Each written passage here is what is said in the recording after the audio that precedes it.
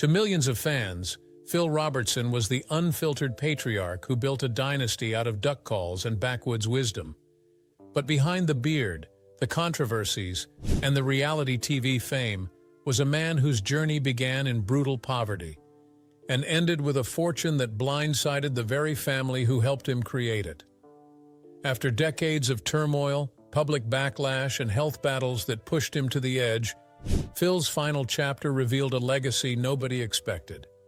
What he left behind didn't just change his children's futures, it forced them to confront the real cost of everything he built. Phil Alexander Robertson came into the world on April 24, 1946, the fifth child of Merritt and James Robertson. He grew up in the small town of Vivian, Louisiana, surrounded by a level of poverty that most people today can barely imagine. The Robertsons lived without electricity, without steady access to basic necessities, and without regular trips into town. Their lives were grounded in the soil under their feet and whatever they could grow or catch. Yet through all that struggle, the family carried an almost surprising sense of joy. Phil often looked back on those years as simple but deeply fulfilling. In his book Happy, Happy, Happy, he described how, even though it was the 1950s, his family's way of life felt closer to the 1850s. And still, no matter the hardships, he remembered those days as happy ones. In high school, Phil became a standout athlete, a true force. He earned all-state honors in football, baseball, and track, which earned him a full scholarship to Louisiana Tech in Ruston. And here's where his story takes a twist that surprises most people. He became the starting quarterback ahead of none other than Terry Bradshaw, who would go on to become a Pro Football Hall of Famer. From 1966 to 1967, Phil was Louisiana Tech's guy under center. He sat out the 1968 season and then walked away from the sport entirely. To outsiders, that decision looked unthinkable. Giving up football? With that kind of talent? But Phil never saw football as the dream. His true passion had always been hunting. Bradshaw himself would later recall how Phil often showed up to practice straight from the woods, with squirrel tails sticking out of his pockets and feathers clinging to his clothes. Football wasn't his heartbeat. The wilderness was. So when Phil was given the chance to try out for the Washington Redskins, he turned it down. He wasn't about to miss duck season. Even his career choice reflected that priority. He became a teacher largely because the schedule gave him long stretches of time to hunt. He once admitted that the degree itself was mostly a tool, something he could pull out when people assumed he wasn't smart. But life in those early adult years wasn't as charming as the simple childhood he remembered. Phil started slipping into a darker, more reckless lifestyle. He tried to recreate the rugged, isolated existence of an earlier era, but now it came with drinking, bad decisions, and an attitude that pushed him even further from mainstream life. Hunting turned into a kind of competition among friends, and following the rules stopped being a concern. Eventually, he settled into teaching after earning both his bachelor's in physical education and a master's in education. With that steady job, it looked as though the Robertson household might stay on solid ground. But financial struggles crept in again, and Phil found himself needing another way to support his family. His friends had long noticed something special about him, his uncanny ability to call in ducks. They kept nudging him to turn that talent into something real. Phil was frustrated by the duck calls being sold at the time. They just didn't sound like ducks to him. So he made a bold move. He quit coaching to work on inventing a call that actually sounded like the real thing. In 1972, after plenty of trial and error, he introduced the first duck commander call. For a beginner's product, it sold surprisingly well, about $8,000 worth in the first year. Phil patented the design, and by the next year, officially launched his company, Duck Commander. Like many grassroots businesses, it began right at home. His house turned into the production shop, and the entire family, kids, relatives, everyone, pitched in to assemble and package the calls. To keep the family afloat, his wife and children also took on commercial fishing. Meanwhile, Phil hit the road, going store to store, trying to convince owners to give his product a chance. There were more rejections than victories, but eventually, the tide turned. Hunters loved the calls. From there, the business grew beyond just the calls themselves. The Robertsons began filming instructional videos, hunting scenarios across seasons, and content that blended their lifestyle with their craft. This growing interest in their world eventually caught the attention of television producers. That spark became the reality series Duck Dynasty, which premiered on March 21, 2012, on A&E. Phil, his wife Kay, their sons, the sons' families, and Phil's unforgettable brother Cy all became central figures of the show. Even before cameras rolled, Phil made sure the producers understood what they were walking into. He warned them they were dealing with a family of duck-hunting country folks. The network leaned into that image hard, framing the Robertsons as unapologetic rednecks. And the family didn't shy away from the identity. Phil's sons especially repeated it often, almost using it as a brand in itself. Andy even played along with hashtags popping up on screen whenever Phil dropped one of his rustic pearls of wisdom. Fans ate it up. The relatable chaos of the family, their humor, and their rugged lifestyle turned them into overnight sensations. The first season pulled in around 2.5 million viewers, solid numbers for a brand new reality show. But that was just the warm-up. By season 2, the audience exploded to nearly 7 million a week.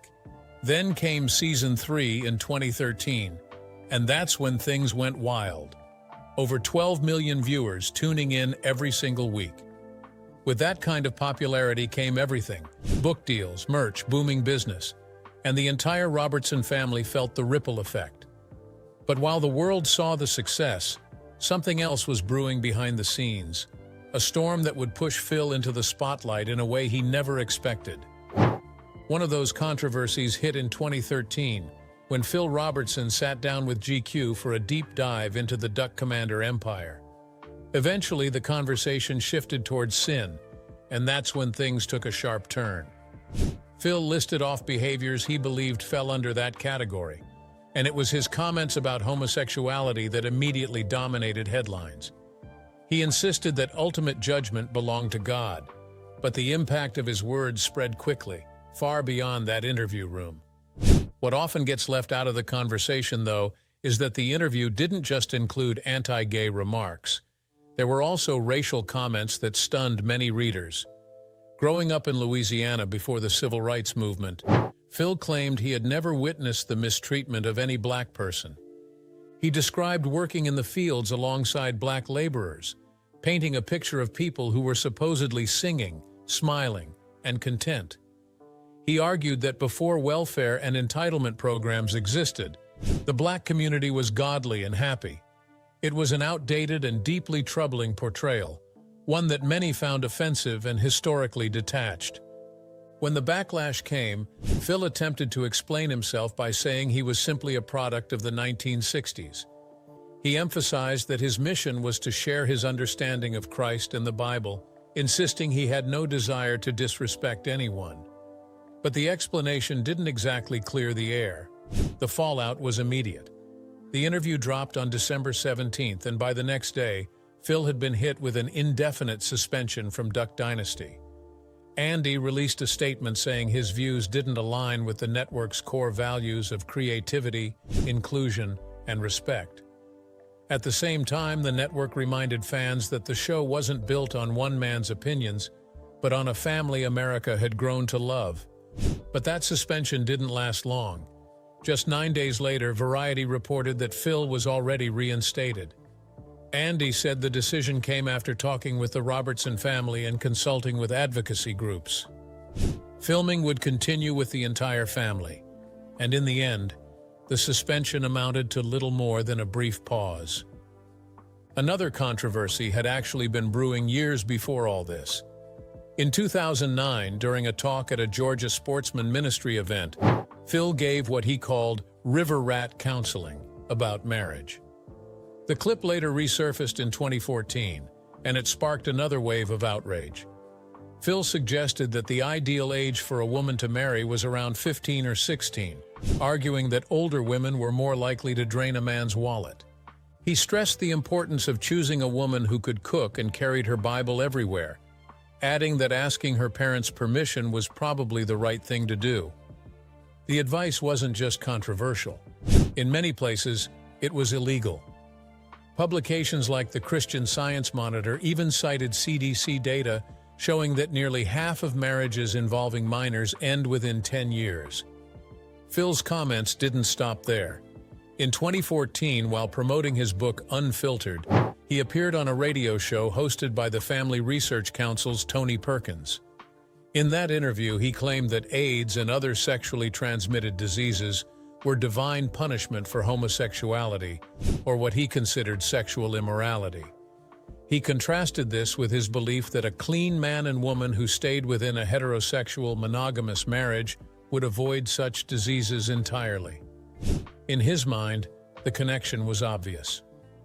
A year later, in 2015, Phil gave a speech at the Conservative Political Action Conference that left the audience bouncing between cheers and stunned silence. At one point, he claimed that Jesus was the only thing standing between a person and herpes. From there, he went on a sweeping critique of societies that didn't embrace Christianity. MSNBC later described the speech as rambling and at times incoherent. By the end, Phil was arguing that America needed to use the Bible as a shield against everything from Nazis to communists to ISIS. He lumped together Nazis, Stalin, Islam, communists, ISIS, and Shintoists, claiming that none of them embraced Jesus and all were driven by violence and conquest. Later that same year, at a prayer breakfast in Vero Beach, Phil delivered one of his darkest messages. He argued that atheists lacked any true moral compass because, in his view, morality came only from God. To illustrate this, he told a disturbing fictional story about an atheist whose family was brutally attacked. In Phil's telling, the atheist would have no real sense that such violence was morally wrong, since he didn't believe in God. The atheist community responded with outrage, horrified that Phil suggested they couldn't distinguish right from wrong. He then pivoted toward politics, accusing liberals of helping carry out the devil's work. He claimed they were responsible for the deaths of 63 million children, a number he insisted was higher than the death tolls of Hitler and Stalin. He argued that Americans had once used guns and Bibles to fight off the British 240 years earlier, and warned that liberals were now trying to take both away, which to him was proof of their allegiance to something darker. Instead of letting the wave of controversies settle, Phil kept doubling down. In 2016, the conversation shifted once again during his promotion of a film at the Cannes Festival. He defended all his previous statements and reaffirmed his belief that any sex outside heterosexual marriage was sinful. Around that same time, he condemned transgender bathroom policies, arguing that personal feelings didn't justify sharing a restroom with women and girls. A few months later, at the Western Conservative Summit, Phil brought up a statistic about 160,000 recent murders and connected it to what he saw as America's moral decline after the Supreme Court legalized gay marriage in 2015. And even with all the backlash he'd taken over the years, he held firm, saying he didn't hate gay people. He just believed he was pointing them toward the truth as he understood it. But soon after, the Robertson family would reveal something that shifted the entire conversation. The first major revelation was that Phil had been diagnosed with early-onset Alzheimer's disease. But that wasn't the only battle he was facing. Jace explained that his father had also been struggling with a long-standing mysterious blood disease that doctors still hadn't been able to fully identify. According to him, this condition had plagued Phil for years, and things had begun to worsen significantly. Jace said the family had assembled multiple medical teams to figure out what was going on, but the news they received wasn't hopeful. Every doctor reviewing Phil's tests agreed on one heartbreaking point. There was no cure for what he had. Even with that reality hanging in the air, Phil still wanted to be part of the podcast. Jace shared how he had tried to talk his dad through the situation, reminding him that he was in constant pain and struggling with memory. Phil, with a hint of weary humor, told him to tell him something he didn't already know. But the truth was tough. Phil was barely able to sit and hold a conversation, and walking had become almost impossible because of the pain. On top of that, the memory issues created a day-to-day challenge.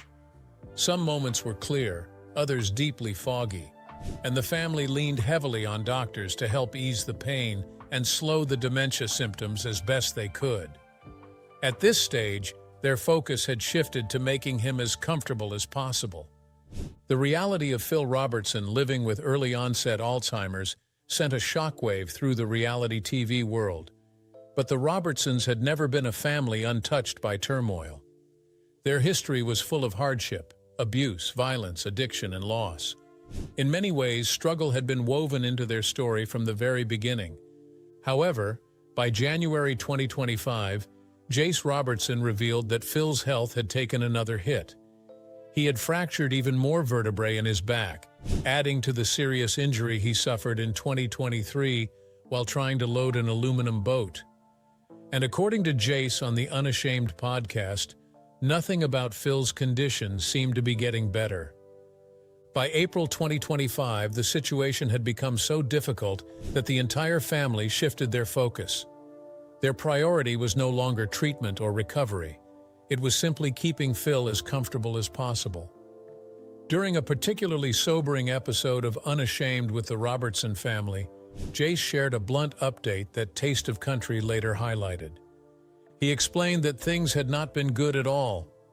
Whenever people asked how his parents were doing, Phil and Miss Kay, who had been battling her own recent health complications, he felt he had to respond honestly.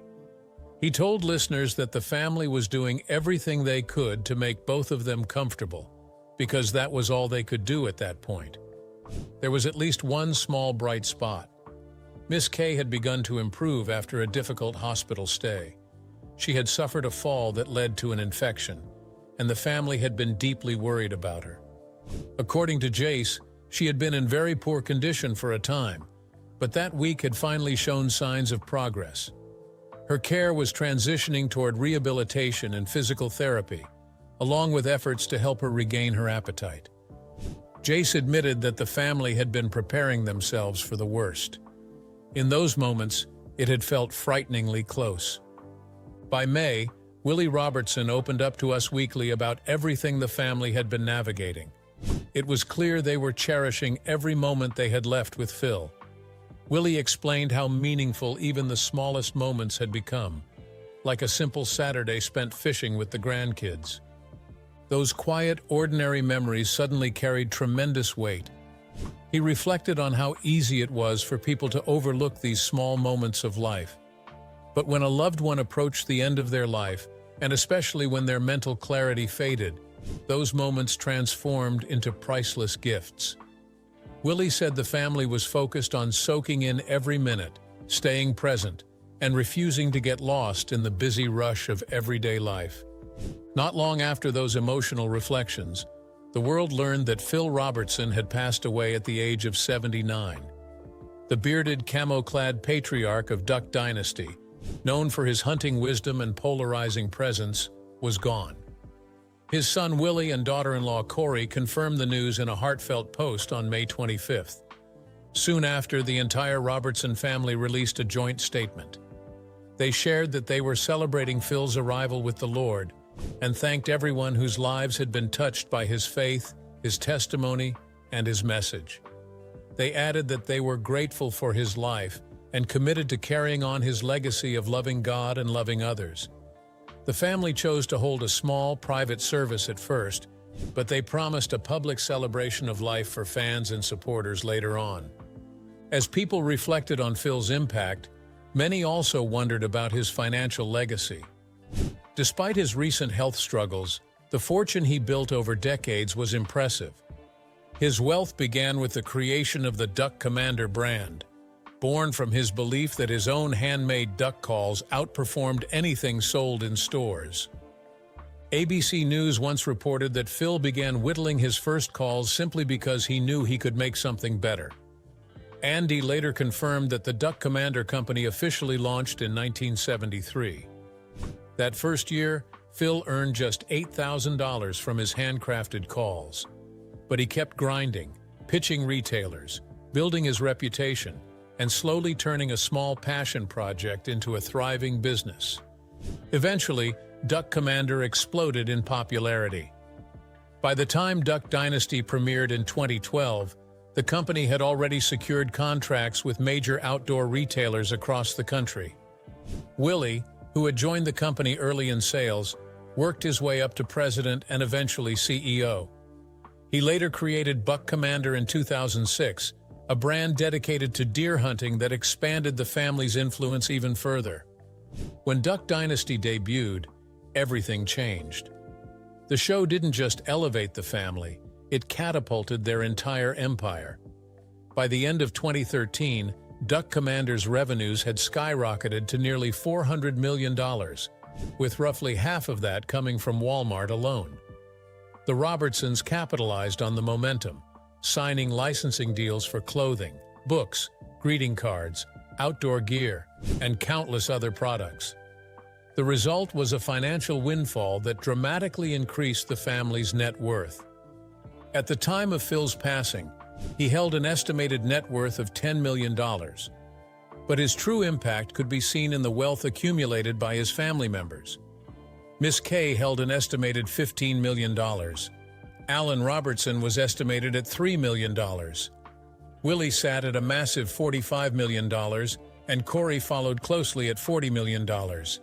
Their daughter Sadie held an estimated $1 million, while Jace and his wife were each estimated at $8 million. And Uncle Si, a breakout favorite from the show, also held an estimated $8 million. When looking at the big picture, it became clear that Phil Robertson's determination, starting with a simple handmade duck call, did far more than build his own fortune. It created a powerful financial foundation that shaped the lives of his entire family, setting them up with security, opportunity, and generational wealth long after his final days.